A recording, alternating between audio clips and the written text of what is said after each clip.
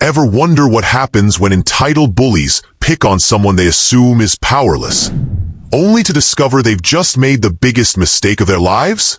When the HOA president burned down the old barn belonging to what she thought was just another vulnerable black rancher trying to make it in rural Montana, she had no idea she just declared war on the unassuming man who'd spent 37 years quietly becoming the most powerful land policy expert in the state. The very person whose signature determined the fate of every major development, every zoning request, and every environmental permit that crossed the desks of Montana's Department of Natural Resources. Yeah, this really happened. If you love interesting stories like this that expose the truth, please give this video a thumbs up and tell us in the comments section where in the world you are watching this video, and also do well to smash that subscribe button. Albert Miller wasn't born holding a pitchfork. For 37 long years, he worked behind a desk at the Montana Department of Natural Resources. Papers, files, regulations. That was his world. But not just any papers. Albert reviewed every single land use request that came through the state. Every shopping mall, every housing development, every farm expansion. They all needed his approval. He was the invisible man with all the power. The guy nobody thought about, but everybody needed. Developers would send their fancy lawyers to charm the politicians. But at the end of the day, Albert's signature was what mattered. Without it, nothing got built. But Albert was tired of the office life. When his grandfather died and left him 15 acres in Whitefish Valley, Albert saw his chance for a new beginning. He was 62 years old, ready to trade his suit for work boots and his computer for cattle. The land meant everything to his family. His great-grandfather, Marcus Miller, had bought it back in the 1920s when black folks owning land was dangerous business. White folks didn't like it, and they made their feelings known. But Marcus held on, and so did Albert's grandfather, Jeremiah Miller. Now it was Albert's turn. What Albert didn't know was that his little piece of Montana had a target painted on it from day one. 3 days. That's how long Albert had been living peacefully on his new land when trouble came knocking. A shiny black SUV rolled up his dirt driveway like it owned the place. Out stepped Rebecca Hamilton, president of the Whitefish Valley Homeowners Association. 48 years old, blonde hair perfect even in the Montana wind, wearing high heels that had no business being in ranch country. "Mr. Miller," she said, flashing a smile that didn't reach her eyes. "I'm Rebecca Hamilton. Your property is now part of our community." Albert had done his homework before moving. Never was before. Rebecca's smile got sharper. "Well, it is now. We've expanded our boundaries. I'm sure you want to be a good neighbor and follow our rules." Albert just nodded, but inside he was already suspicious. He'd spent 4 decades dealing with people like Rebecca. People who thought they could change the rules whenever it suited them. Rebecca Hamilton had her reasons for wanting Albert's land. Her father, William Hamilton, had tried to buy the water rights from Albert's grandfather decades ago. Not just any water. Albert's land sat on top of a natural spring that never ran dry. Pure, clean water that could support a massive development project. William had offered more and more money, but Jeremiah Miller refused every time. "This spring is sacred," he'd said. "It belongs to the earth, not to any man." William died angry, but not before filling his daughter's head with stories about the stubborn black family that stood in the way of progress. Rebecca grew up believing her father's version of events, that the Millers were greedy, unreasonable people who didn't understand how the world really worked. When she learned that Albert had inherited the land, Rebecca saw her chance to finish what her father started. Rebecca didn't waste time. Within a week, Albert's mailbox was full of violation notices. His fence was too close to the road. His grass was too tall. His truck was parked in the wrong spot. One violation after another, each one carrying a hefty fine. Albert drove to the local hardware store to buy supplies to fix the violations. The owner, an older white man named Tom Stevens, shook his head when he saw Albert's list. "That Hamilton woman is at it again," Tom muttered. "Funny how she never bothers the other ranchers about their fences." Albert attended every HOA meeting after that, sitting quietly in the back row while Rebecca and her board talked about maintaining property values and preserving the character of our community. He noticed how they handled other violations. When white rancher Brad Johnson's fence was in the exact same spot as Albert's, he got a friendly phone call. When wealthy retiree Susan Clark's grass was even taller than Albert's, they called it natural landscaping. The message was clear: Albert didn't belong. But Albert noticed something else during those meetings. Rebecca's HOA expansion had happened awfully fast. Properties that had been independent for decades were suddenly part of her association. Emergency votes were called with almost no notice. It was aggressive, but more importantly, it was sloppy.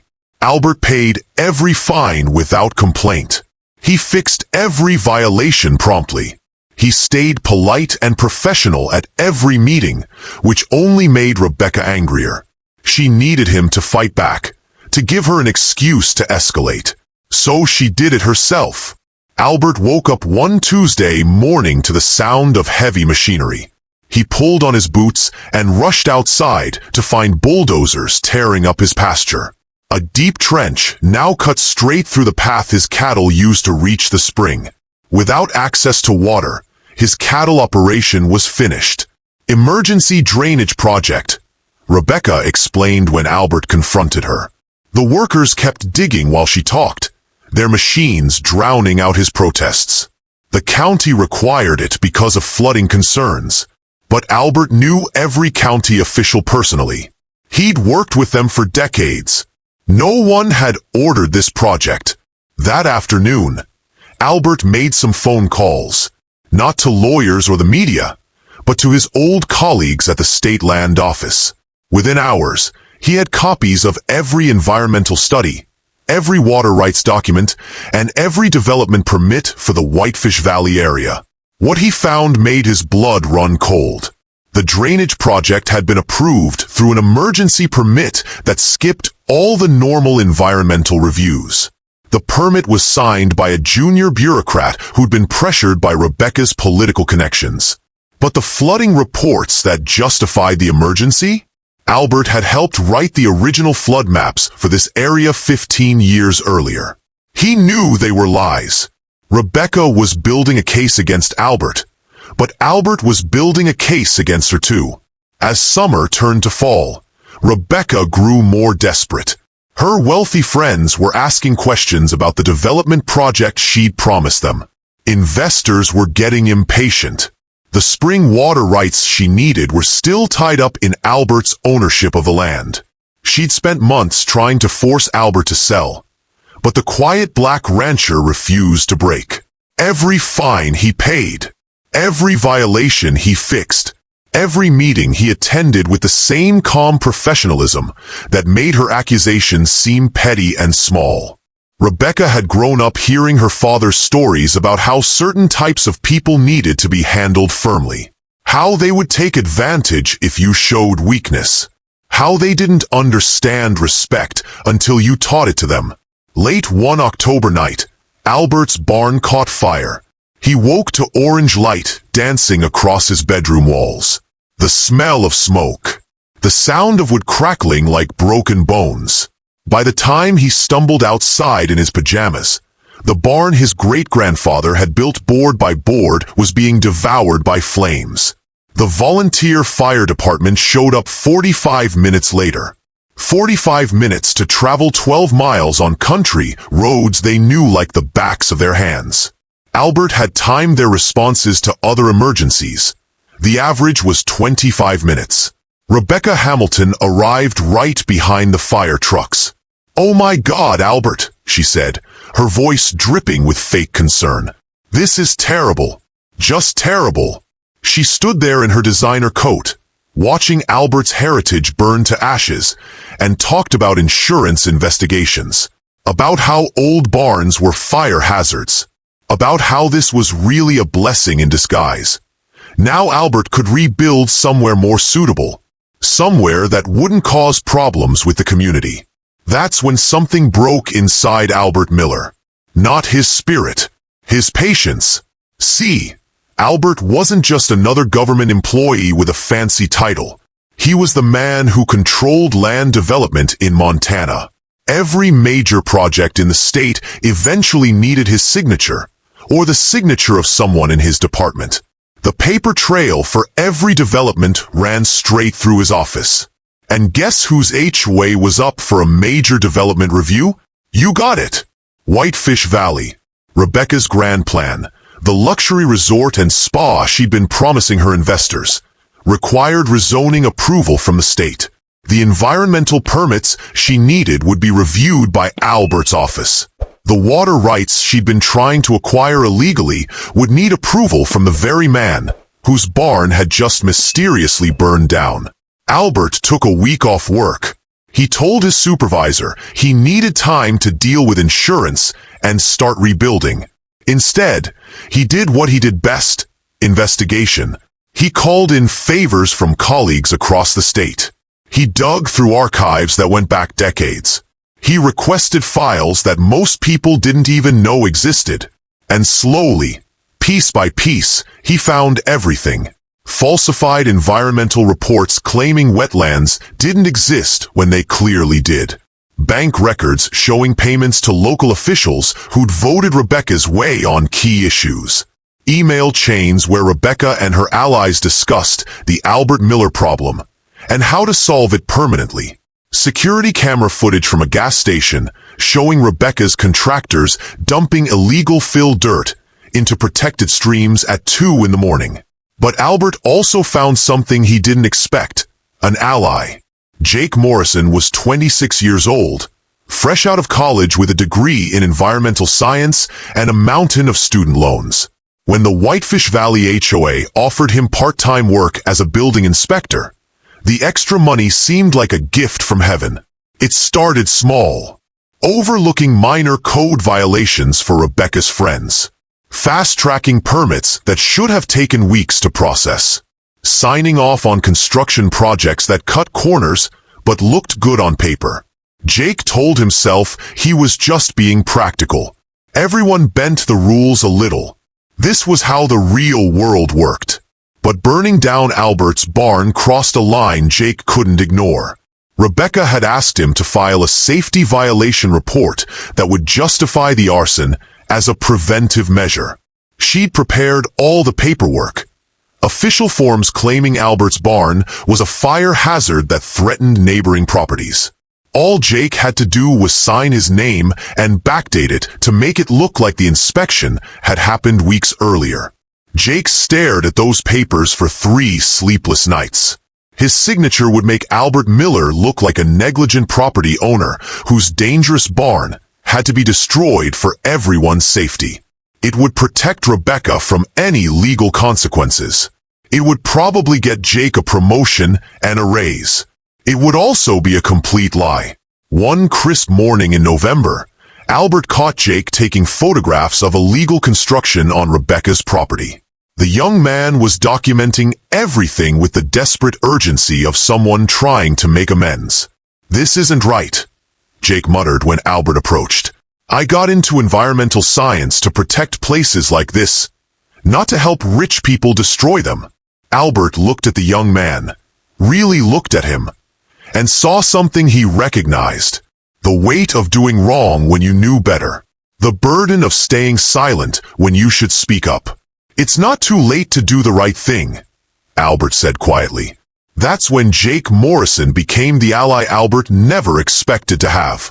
The state hearing was scheduled for a Thursday morning in Helena, the state capital.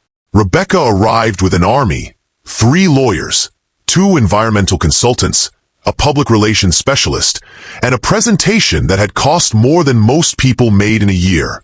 The conference room was packed.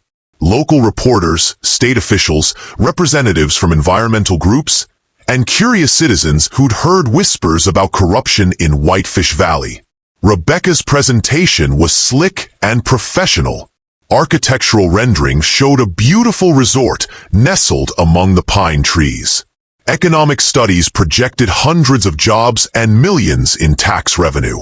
Environmental assessments claimed the development would actually improve the local ecosystem.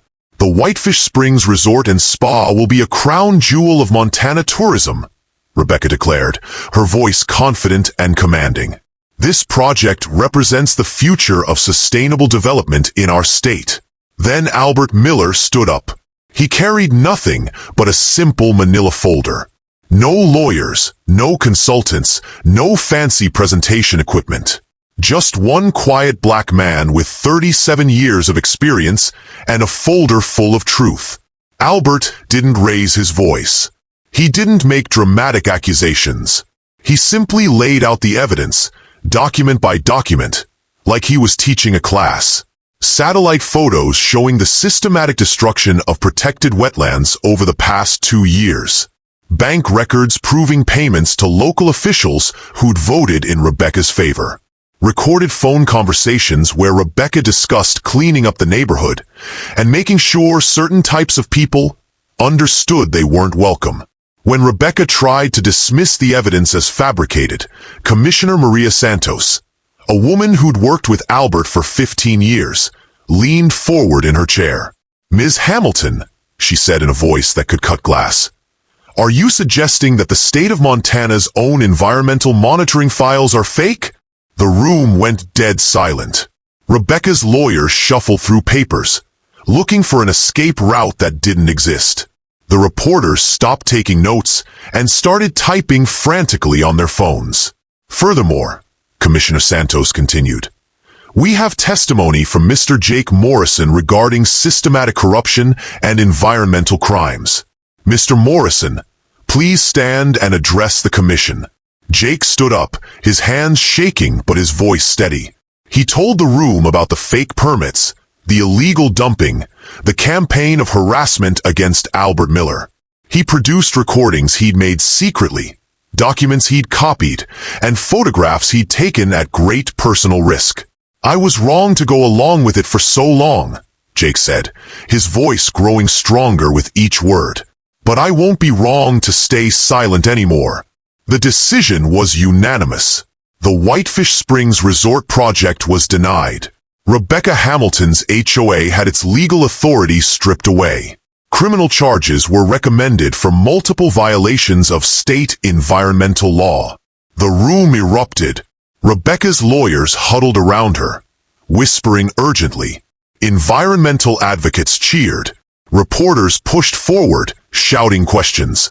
Through it all, Albert Miller sat quietly, his hands folded in his lap, watching justice finally arrive. Within 24 hours, the story had exploded across Montana and beyond. HOA president indicted in massive land fraud case. Racist land grab scheme exposed by state official. How one man's quiet strength defeated corruption. Rebecca's carefully constructed world came crashing down like a house of cards in a windstorm. The mayor of Whitefish Valley resigned in disgrace. 3 county commissioners were recalled by angry voters. The FBI opened a federal investigation into the network of corruption that Rebecca had spent years building. Bank accounts were frozen. Properties were seized. Political careers ended overnight.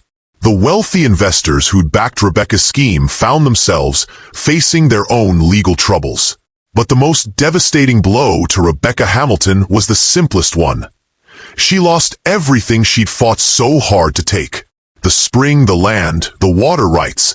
They all remained exactly where they'd always been, in the hands of the Miller family.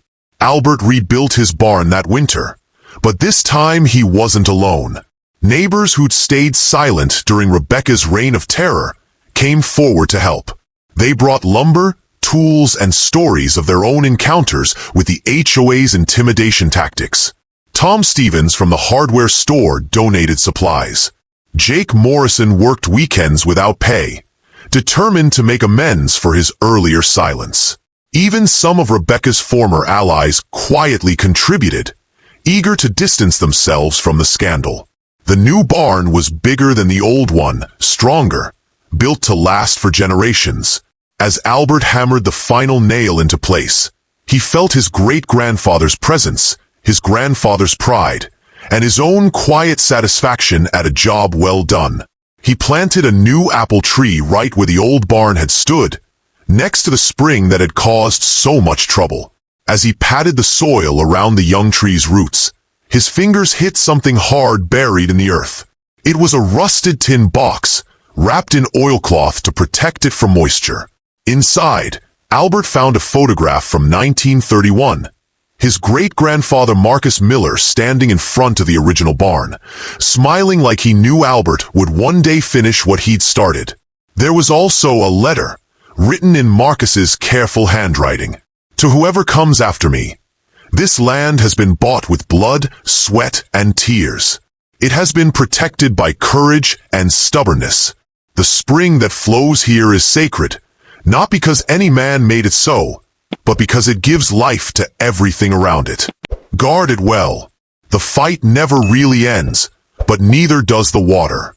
Albert read the letter 3 times, then carefully placed it back in the box and reburied it for the next generation to find. Jake Morrison used his newfound reputation as a whistleblower to launch his own environmental consulting firm.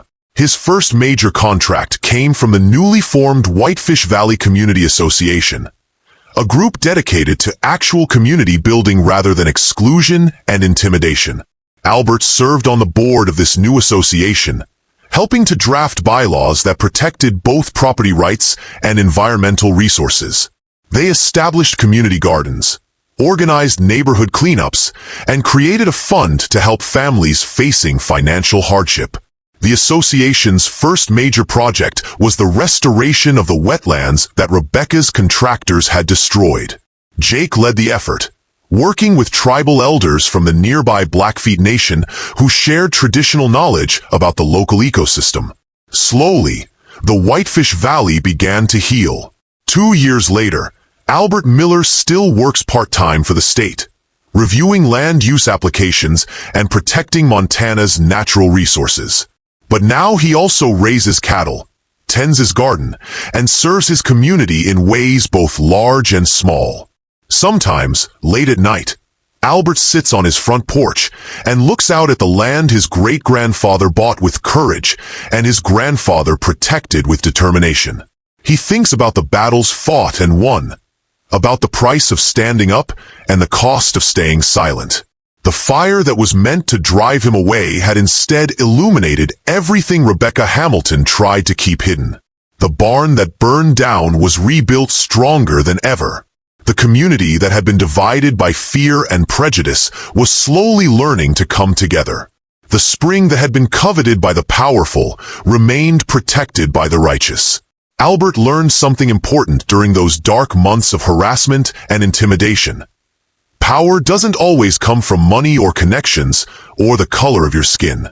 Sometimes the most powerful thing you can do is simply refuse to give up. Refuse to be intimidated. Refuse to accept that wrong is right just because the people doing wrong have more money than you do. He also learned that allies can come from the most unexpected places. Jake Morrison, the young man who'd once been part of the problem, became one of Albert's strongest supporters. Tom Stevens, the hardware store owner who'd seemed like just another face in the crowd, turned out to be a man of principle when it mattered most. But there's still a question that keeps Albert awake sometimes, staring at the ceiling while the night wind whispers through the pine trees outside his window. Should people with quiet strength wait until they're pushed to the breaking point? Or should communities fight back sooner, before things have to burn? Albert has thought about this question for a long time, and he thinks the answer is both. Sometimes you have to let the other side reveal their true nature, before you can defeat them completely. Sometimes you have to be pushed to the edge, before you discover just how strong you really are. And sometimes the thing they try to destroy, your barn, your land, your sense of belonging, becomes the very foundation of your victory. The spring still flows, just like it has for thousands of years. The land endures, just like it always has. And Albert Miller, the quiet man who signs off on every major land deal in Montana, continues to stand guard over both justice and the sacred ground his family has protected for nearly a century. In the end, Rebecca Hamilton learned what her father never understood. Some things aren't for sale, some people can't be intimidated, and some fights are worth having, no matter how long they take or how much they cost. The Miller family's spring runs clear and cold, fed by underground sources that have flowed since before the first human ever set foot in Montana. It sustained the native tribes for generations. It gave life to Marcus Miller's first crops in the 1920s. It watered Jeremiah Miller's cattle through decades of drought and plenty. And now it sustains Albert Miller's dreams, Jake Morrison's restored wetlands, and a community's hope for a better future. The water keeps flowing, just like it always has. Just like it always will. Some things, Albert has learned, are stronger than greed, more powerful than hatred, and more enduring than the people who try to destroy them. The spring runs eternal.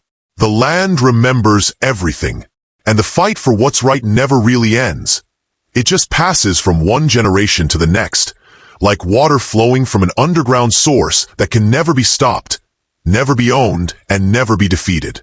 Albert Miller sleeps peacefully now, knowing that when his time comes, he'll leave behind something stronger than what he inherited. Not just land, not just water, but proof that ordinary people can do extraordinary things when they refuse to give up, refuse to give in, and refuse to let the bullies win.